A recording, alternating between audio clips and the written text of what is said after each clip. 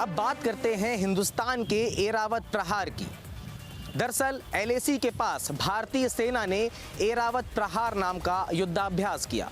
इस युद्धाभ्यास में भारतीय वीर सैनिकों के पराक्रम को देखने के बाद चीन भी तिलमिला उठा है।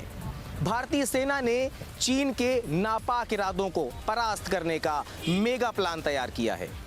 एलएसी में हुए इस युद्धाभ्यास में भारतीय सेना ने अपने 2 नए जंगी हेलीकॉप्टरों को भी लॉन्च किया। प्रचंड हेलीकॉप्टर और ध्रुव हेलीकॉप्टर दुनिया के बेहतरीन जंगी हेलीकॉप्टरों में शामिल हैं और अब भारतीय वायुसेना के बेड़े में भी शामिल हो चुके हैं। इन दोनों ही हेलीकॉप्टरों की खासियत यह है कि ये हवा में मार करने में सक्षम हैं। इनमें 4 मिसाइलें भी लगाई जा सकती हैं। इन दोनों ही हेलीकॉप्टरों के एलएसी पर हुए पराक्रम के बाद अब चीन भी खौफ के साए में जीने को मजबूर है।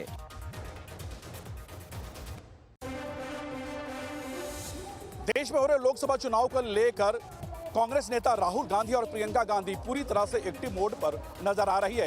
एक तरफ जहां राहुल गांधी मोर्चा संभाले हुए तो दूसरी तरफ झारखंड के कई लोकसभा सीटों पर प्रियंका गांधी की ताबड़तोड़ रैलियां देखी जा रही है। प्रियंका गांधी गोड्डा लोकसभा से प्रत्याशी प्रदीप यादव के पक्ष में चुनाव प्रचार प्रसार करते नजर आई तो दूसरी ओर रांची लोकसभा से कांग्रेस के प्रत्याशी यशस्विनी सहाय के पक्ष में सभा को संबोधित करते नजर आई। यानी अब कांग्रेस के जो बड़े नेता है, स्टार प्रचारक है, वो पूरी तरह से झारखंड दौरे पर लग चुकी है। हालांकि अभी देखना कि प्रियंका गांधी या फिर राहुल गांधी का जो चुनावी दौरा है उससे आने वाले दिनों में कांग्रेस को कितना फायदा मिलता है। अपने वीडियो जर्नलिस्ट के साथ सूरज, न्यूज नेशन, रांची। पश्चिमी चंपारण के वाल्मीकि लोकसभा सीट पर 6वें चरण का चुनाव 25 मई को होने वाला है, जिसको लेकर सभी पार्टियां, सभी दल अपने अपने प्रत्याशी के लिए चुनावी मैदान में कमर कस लिया है। आज जोगापट्टी प्रखंड के लक्ष्मीपुर खेल के मैदान में चिराग पासवान ने जदयू के प्रत्याशी सुनील कुमार के लिए जनसभा किया। उन्होंने कहा कि जब तक मैं हूं, मैं अपने पिताजी का कसम खाकर कहता हूं कि आरक्षण खत्म नहीं होने दूंगा। इसके लिए मैं मिट जाऊंगा लेकिन आरक्षण खत्म करने नहीं दूंगा। उन्होंने कहा देश की मजबूती के लिए नरेंद्र मोदी के हाथ को मजबूत करें और सुनील के लिए अपना एक एक कीमती वोट देकर विजयी बनाएं ताकि देश मजबूत और समृद्ध हो।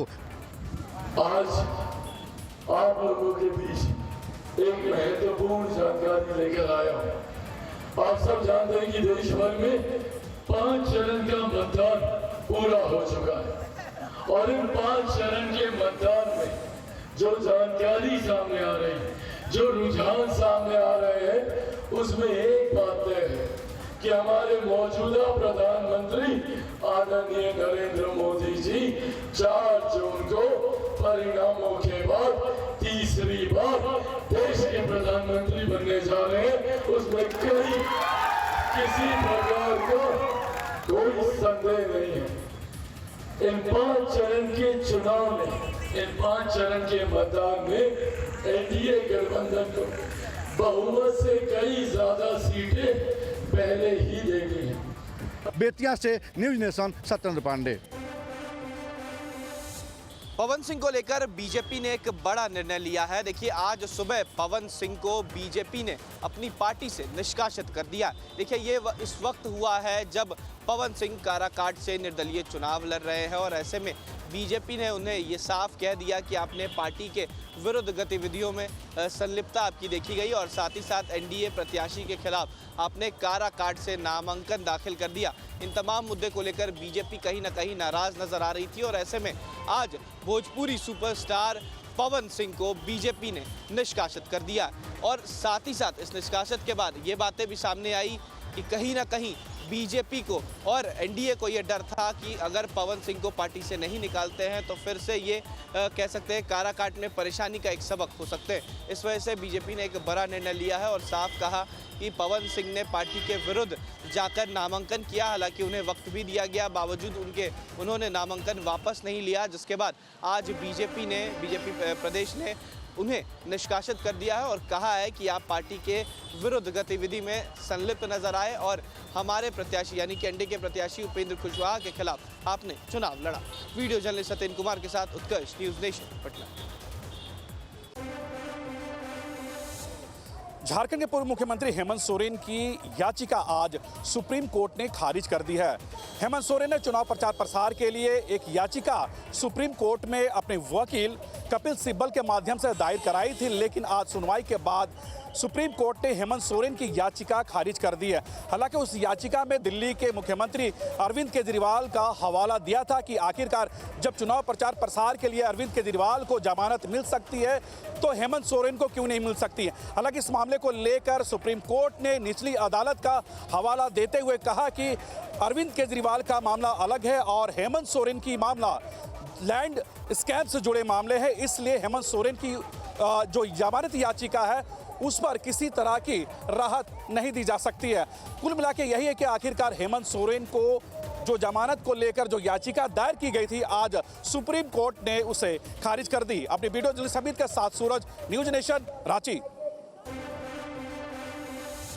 झारखंड के राजमहल लोकसभा सीट पर अंतिम चरण यानी कि 7वें चरण में चुनाव होना है। वहीं चुनाव से पहले अगर हम 28 तारीख को बात करें तो यहां पर देश के प्रधानमंत्री नरेंद्र मोदी का दौरा होने जा रहा है। वहीं दौरे से पहले राजमहल लोकसभा सीट पर सियासी पारा हाई हो गया है। वहीं इंडिया गठबंधन के प्रत्याशी विजय हांसदा ने प्रधानमंत्री पर तंज कसते हुए कहा कि प्रधानमंत्री विश्व गुरु बनने के चक्कर में देश के लोगों को कोरोना वैक्सीन दिलवाया और आज देश के लोग हार्ट से मर रहा है। साथ ही साथ जो कुंवारा लड़का है वो भी कभी माता पिता नहीं बन पाएंगे। इसके अलावा अगर हम जो है एनडीए प्रत्याशी ताला मरंडी की बात करें तो उन्होंने पलटवार करते हुए कहा कि जो है झारखंड में इंडिया गठबंधन मुद्दाहीन हो गया है, उनके पास जनता के बीच रखने के लिए कोई मुद्दा नहीं है, इसलिए जो है इंडिया गठबंधन बौखला गई है और प्रधानमंत्री के बारे में इस प्रकार का टिप्पणी कर रहा है। वहीं देश का जनता अब सारा चीज़ समझ चुका है और देश की जनता प्रधानमंत्री को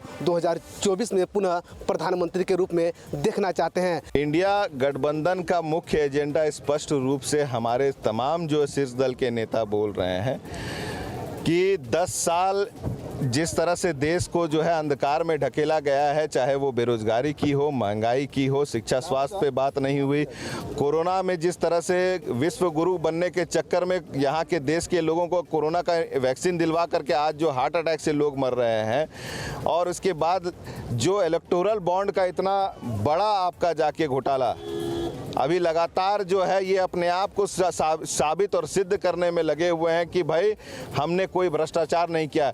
इससे बड़ा भ्रष्टाचार हमको लगता है सदी का नहीं होगा। इन सभी चीज़ों की लड़ाई है। सबसे पहला बात कि हम लोग इस देश को धर्म और जात से ऊपर उठा करके सही दिशा की ओर इंडिया गठबंधन ले जाना चाह रही है। किसानों के लिए बात हो रही है, महिलाओं के लिए बात हो रही है, युवाओं के लिए बात हो रही है, जो कि आज के बीजेपी के एजेंडा में 10 साल के बाद ये लोग सिर्फ पाकिस्तान का रट लगा रहे हैं, मंगलसूत्र बोल रहे हैं, मुसलमान बोल रहे हैं। यही इनकी नीति रही है और आगे भी इसी तरह से ये लोग गड्ढा में देश को ले जाएंगे।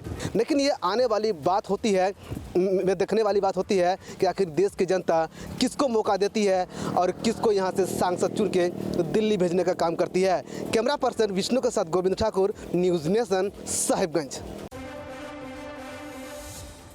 झारखंड के राजमहल लोकसभा सीट में अंतिम चरण में चुनाव होना है। वहीं अगर हम भारतीय जनता पार्टी की बात करें तो वो क्षेत्र में भी जा रहे हैं और मोदी सरकार का उपलब्धि गिना रहे हैं। यहाँ तक कि अगर हम विभिन्न मंडलों में भी बात करें तो वहीं पर भारतीय जनता पार्टी जो है एक कार्यालय का उद्घाटन भी कर रही है। इसी कड़ी में अगर हम तालझारी मंडल की बात करें तो यहाँ पर भी जो है भारतीय जनता पार्टी के यानी कि एनडीए के प्रत्याशी ताला मरंडी ने यहाँ पर जो है कार्यालय का विधिवत तरीके से फीता काट कर उद्घाटन किया। यहाँ पर हालांकि उनके जो है उद्घाटन कार्यालय में अगर हम भारतीय जनता पार्टी की कार्यकर्ताओं की बात करें तो यहाँ पर सैकड़ों की तादाद में कार्यकर्ता है और कार्यकर्ताओं में एक अलग सा उत्साह देखा जा रहा है। मेरे साथ यहाँ पर जो है ताला मरंडी भी मौजूद है। हम लोग उनसे भी बातचीत करेंगे और जानेंगे कि आखिर जो है 2024 का जो लोकसभा का चुनाव है, चुनाव का क्या रणनीति है। साथ ही साथ अगर हम बात करेंगे कि प्रधानमंत्री नरेंद्र मोदी का, तो उसका भी दौरा होने जा रहा है इस बार। सर, सबसे पहले तो सर न्यूज़ नेशन में आपका स्वागत है सर। आपका भी। सर, राजमहल लोकसभा सीट की अगर हम बात करें सर, यहाँ पर त्रिकोणीय चुनाव होने की आसार देखी जा रही है। भारतीय जनता पार्टी के सर इस बार क्या स्टैंड है? जहाँ तक सभी लोग समझ रहे हैं, बुझ भी रहे हैं, इस बार का चुनाव 2024 का जो चुनाव है ऐसा चुनाव है, ऐसा रिजल्ट आने वाला है। बहुतों के मन में होता होगा कि यहाँ सब दिन झारखंड मुक्ति मोर्चा के लोग ही राज करते आए हैं।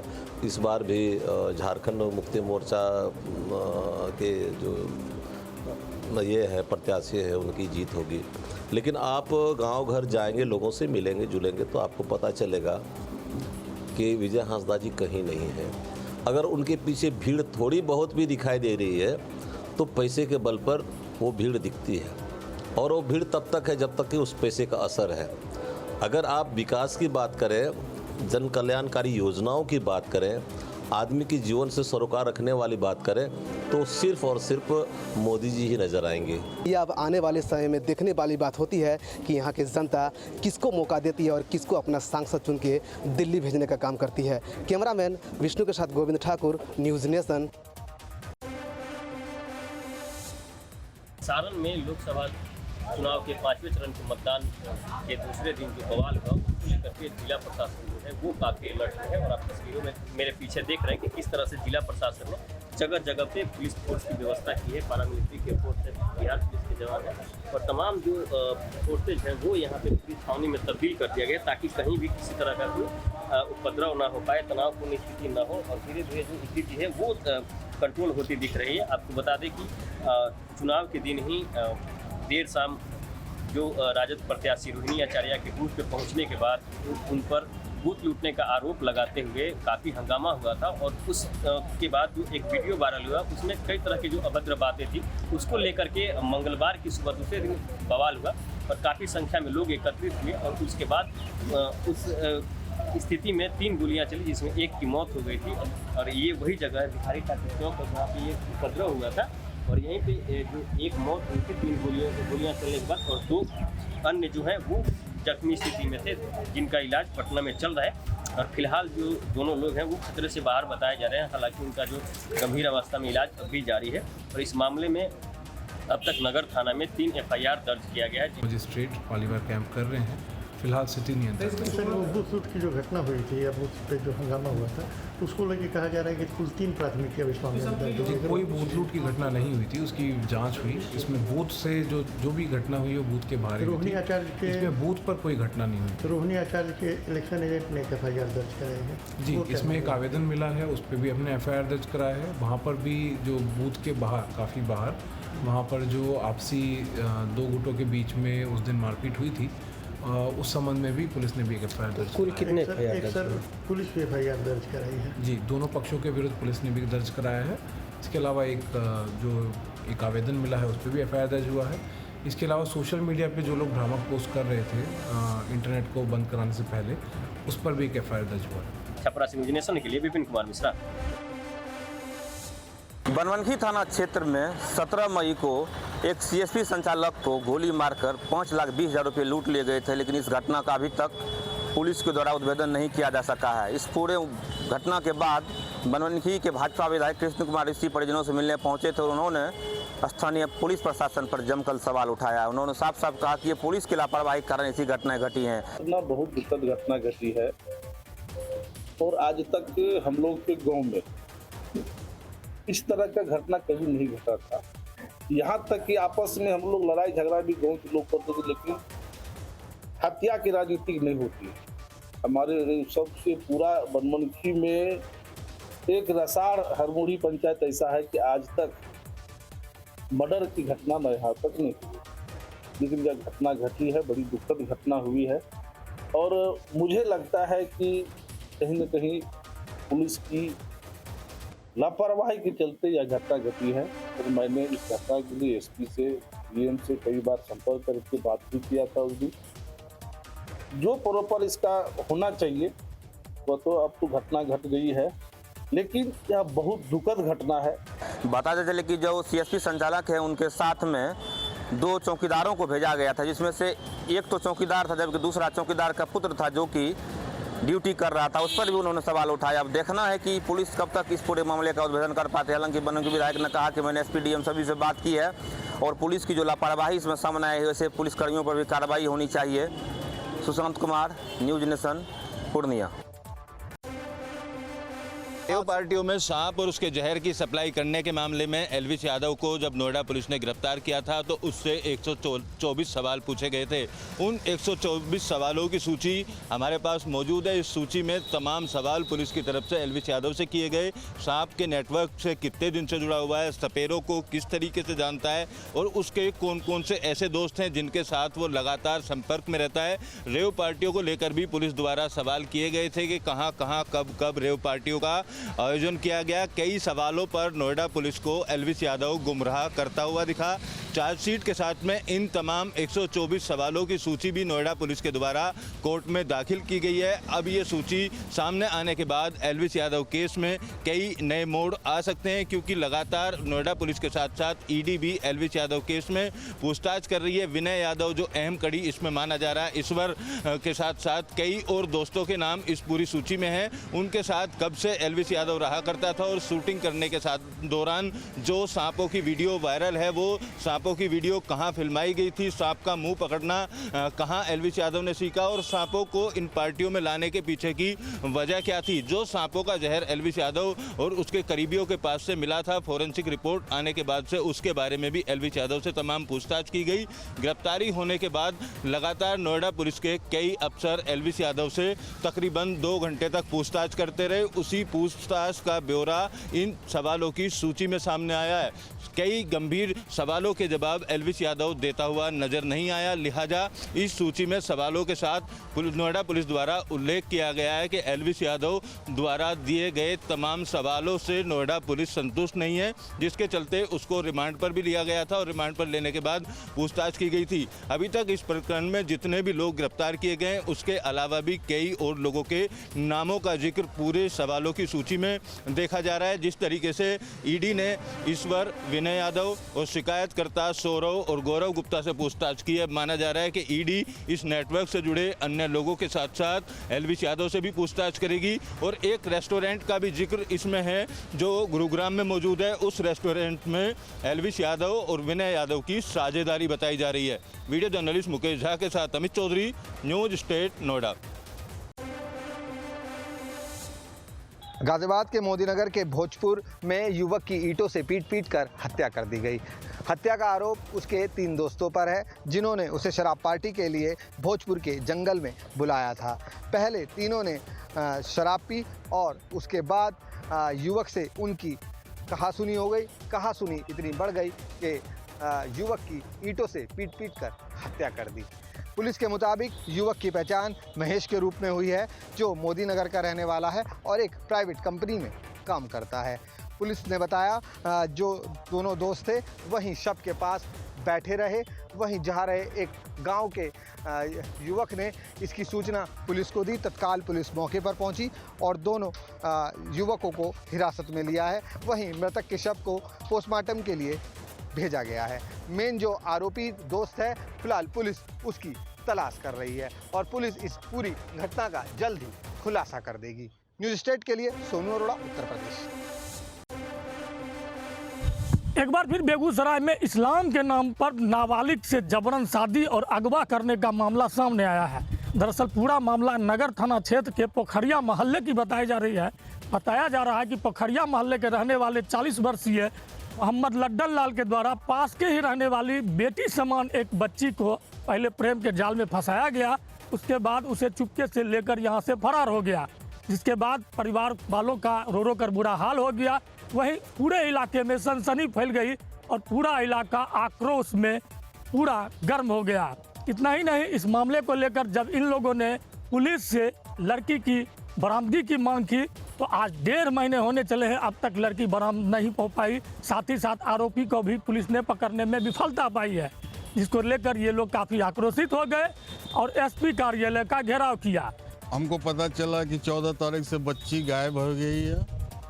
FIR किया हुआ है 366 थाना में आवेदन दिया हुआ है, नगर थाना में भी है, पुलिस SP साहब के पास भी है, लेकिन वहाँ से कोई कार्रवाई की हमें उम्मीद नज़र नहीं आ रही है। शायद उन लोग कुछ मिले हुए हैं लोग, हमको समझ में नहीं आता है कोई इन लोग कुछ करेंगे। हमें किसी भी हालत में हमारी बच्ची चाहिए, वो माइनर है, एडोलसेंट है, लगभग 15-16 साल के आसपास की है। वहीं दूसरी तरफ पुलिस प्रशासन ने दावा किया है कि विलंब थोड़ा जरूर हुए हैं, लेकिन लड़की को बरामदगी के लिए अब कुछ ही दिन शेष बच गए, जल्द ही लड़की बरामद कर ली जाएगी। एक मोहल्ला है नवाब चौक, वहाँ पर एक माइनर लड़की, तो उसके मोहल्ले के ही सोहराब खान और उसके बहनोई सुहेल खान पर आरोप था कि उसको अगवा कर लिया गया है शादी की नीयत से। इस संबंध में टाउन थाने में केस दर्ज किया गया है और पुलिस टेक्निकली और मानवीय आधार पर अनुसंधान कर रही है और हम अनुसंधान में काफ़ी करीब हैं। लड़की जल्द ही बरामद कर ली जाएगी। जहाँ तक आपका प्रश्न है कि पैसे की मांग का, अब तक अनुसंधान में ऐसा मामला नहीं आया है। लड़की की नानी ने ही तैयार किया था, नानी से पुलिस रेगुलर टच में है, ऐसा उन्होंने कोई बात नहीं बताया है और हम लड़की की बरामदगी की दिशा में काफ़ी करीब हैं। देखना दिलचस्प होगा इन तमाम घमासान के बाद भी पुलिस लड़की को कितनी जल्दी ढूंढ पाती है और जो आरोपी युवक है उस दरिंदे को सलाखों पीछे कब तक भेजती है। वीडियो जर्नलिस्ट राहुल के साथ न्यूज़ नेशन के लिए बेगूसराय से जीवेश। हल्की बारिश ने ही पूर्णिया नगर निगम समेत धमदाहा नगर पंचायत की पोल को पूरी तरीके से खोल के रख दिया है। लगभग सभी सड़कों पर जल जमाव की स्थिति हो गई और जो वाटर ड्रेनेज सिस्टम होता वो पूरी तरीके से ध्वस्त है। अभी हम धमदाहा नगर पंचायत के एक मुख्य सड़क पर खड़े, आप देख सकते हैं यहाँ क्या नज़ारा है और ये मात्र एक दिन जो 2 घंटे बारिश हुई है उसके बाद की ये स्थिति है। लोगों ने बताया कि पूर्णिया नगर निगम टैक्स तो वसूलती है, लेकिन वाटर ड्रेनेज सिस्टम के नाम पर आज तक यहाँ की जनता को सिर्फ और सिर्फ मूर्ख बनाया गया है, क्योंकि हल्की बारिश होने पर भी मुख्य सड़क समेत विभिन्न वार्डों की सड़कों पर भीषण जल जमाव हो जाता है, जिससे कि आवागमन में लोगों को काफ़ी परेशानी होती है।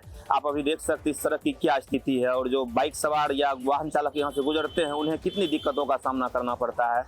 नाला भी बना, लेकिन नाले की कनेक्टिविटी नहीं हो पाई और वाटर ड्रेनेज सिस्टम पूरी तरीके से फ्लॉप है, जिसको लेकर अब पूर्णिया की जनता आंदोलन का मूड बना रही है। देखिए क्या कहते हैं, अभी बारिश का पहला ही बारिश हुआ है और पूर्णिया नगर निगम और धमदाहा नगर पंचायत में स्थिति जो बस से बदतर हो गया है। गंदा पानी रोड पे लगा हुआ है। विगत ये इसी साल का नहीं, 3-4 साल से हर साल यही सिचुएशन होता है। ना ही नगर पंचायत और ना ही नगर निगम पूर्णिया इस ओर ध्यान दे रहा है, जिसके कारण पब्लिक को गंदगी पानी से गुजरना पड़ रहा है और बद से बदतर जिंदगी जीने के लिए मजबूर होना पड़ रहा है। अब देखना है कि इस दिशा में जो पूर्णिया नगर निगम प्रशासन है वो या फिर धमदाहा नगर पंचायत प्रशासन कब तक कोई कार्रवाई कर पाती है। हालांकि हर बार उनके द्वारा आश्वासन तो दिया जाता है, लेकिन हर बार बारिश में इसी तरह की स्थिति से यहाँ के लोगों को रूबरू होना पड़ता है। Sushant Kumar, news nation, Purnia. सिखों के प्रसिद्ध धाम हेमकुंड साहिब के कपाट 25 मई को आम श्रद्धालुओं के लिए खोल दिए जाएंगे, जिसको लेकर जिला प्रशासन और गुरुद्वारा प्रबंधन समिति की ओर से तैयारियां पूरी कर लगी हैं। 15 अप्रैल से आर्मी के जवान लगातार आस्था पथ से बर्फ हटाने का काम कर रहे थे, जो वर्तमान समय में क्लियर हो चुका है। जिला प्रशासन और गुरुद्वारा प्रबंधन की ओर से कहा गया है कि एक दिन में 3500 श्रद्धालुओं को ही धाम तक पहुंचने की अनुमति दी जाएगी, जिसके चलते यात्रा सुव्यवस्थित हो सके। वहीं दूसरी ओर सरकार के निर्देशों के अनुसार जो गुरुद्वारा धाम है वहां पे 50 मीटर की परिधि में किसी को भी रील और ब्लॉग बनाने की अनुमति नहीं दी जाएगी। गुरुद्वारा प्रबंधन समिति के प्रबंधक सेवा सिंह ने कहा कि पूरी तरह से तैयारियां कर ली गई हैं और हर जो श्रद्धालु आते हैं उन्हें गोविंद घाट में ठहराया जाएगा और जहां से प्रत्येक दिन 3500 श्रद्धालुओं को धाम तक दर्शनों के लिए भेजा जाएगा। Surendra Rawat, news state, Chamoli.